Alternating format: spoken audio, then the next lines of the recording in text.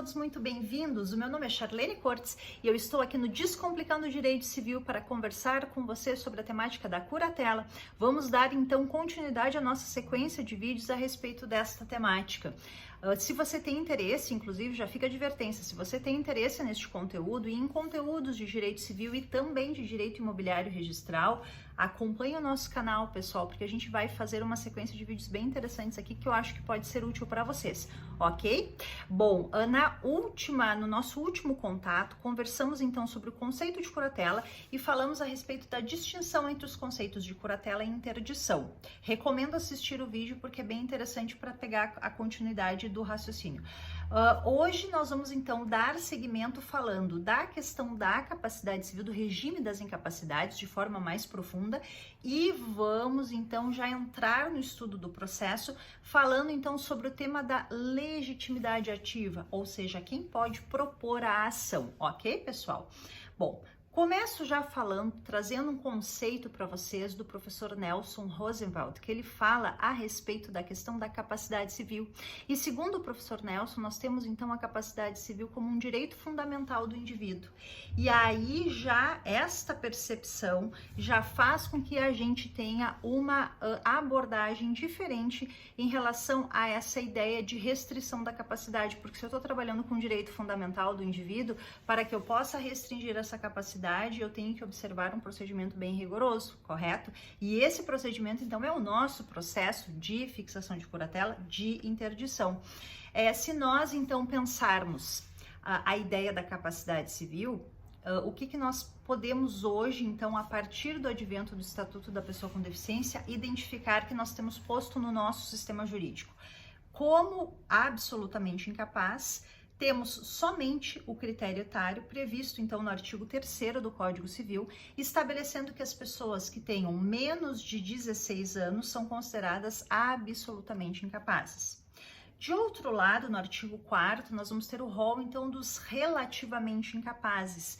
E neste grupo, então, nós teremos as pessoas entre os 16 e 18 anos, ou seja, critério etário.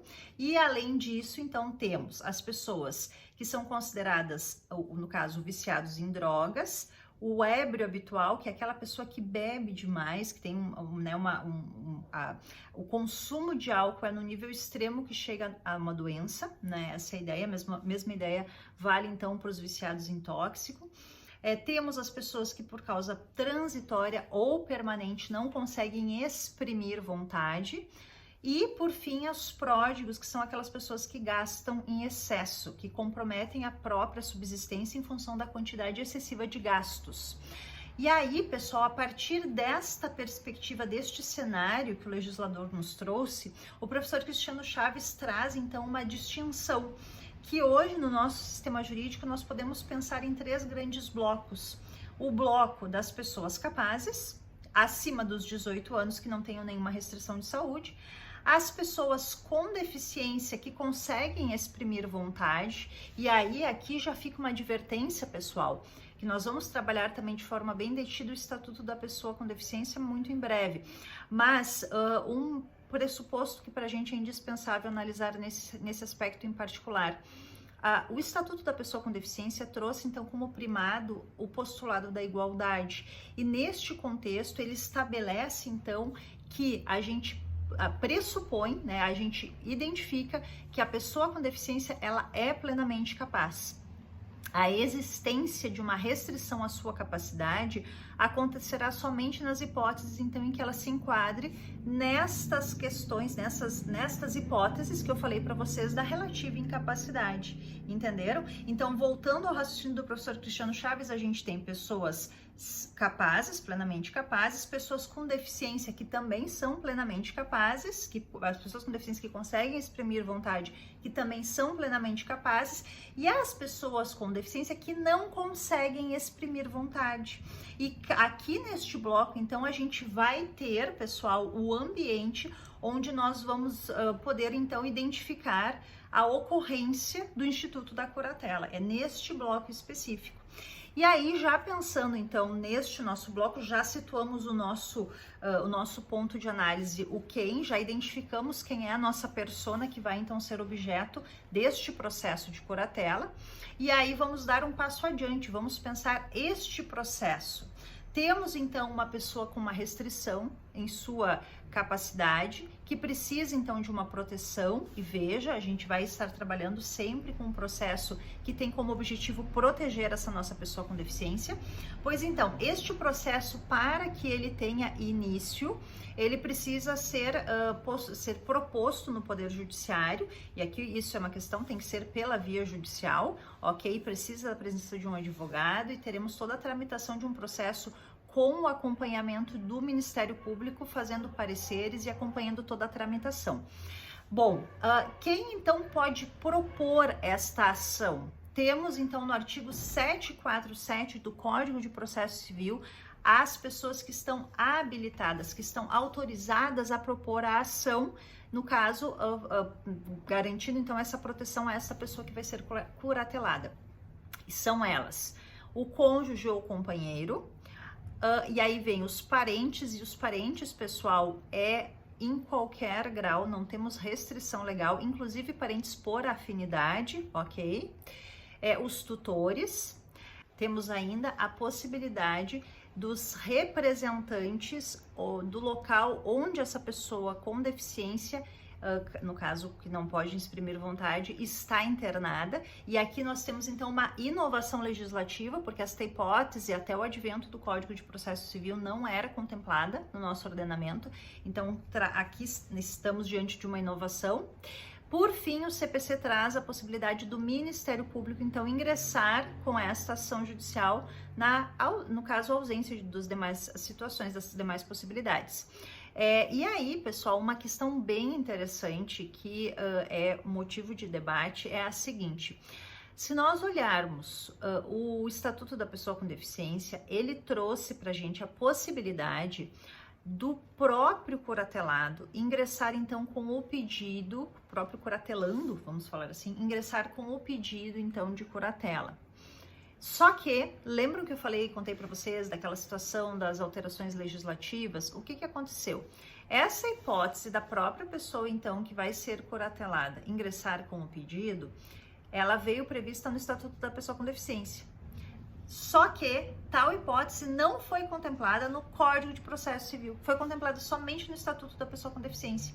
E lembram que eu contei para vocês que o Código de Processo Civil, quando ele entrou em vigor, ele fez alterações legislativas e tudo mais? Pois então, o que acontece? Nós tínhamos então a previsão constante então em relação a essa hipótese no Estatuto da Pessoa com Deficiência, só que nós tivemos um diploma posterior que trouxe então disposições específicas a respeito dessa questão procedimental.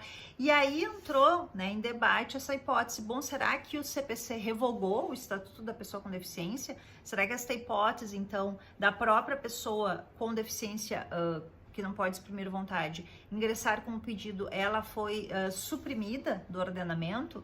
Ou a gente ainda pode considerá-la? E aí existe, pessoal, um debate bem acirrado sobre essa possibilidade.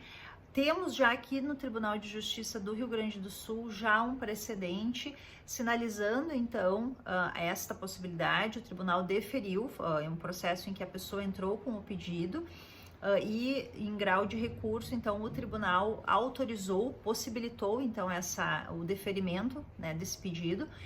E a questão toda a gente pode pensar vários argumentos, mas primeiro, né, a gente precisa identificar que a ideia do Estatuto é justamente garantir autonomia, garantir o maior alcance à dignidade, pensar então a capacidade civil como um direito fundamental do indivíduo. A gente precisa sempre ter isso em mente.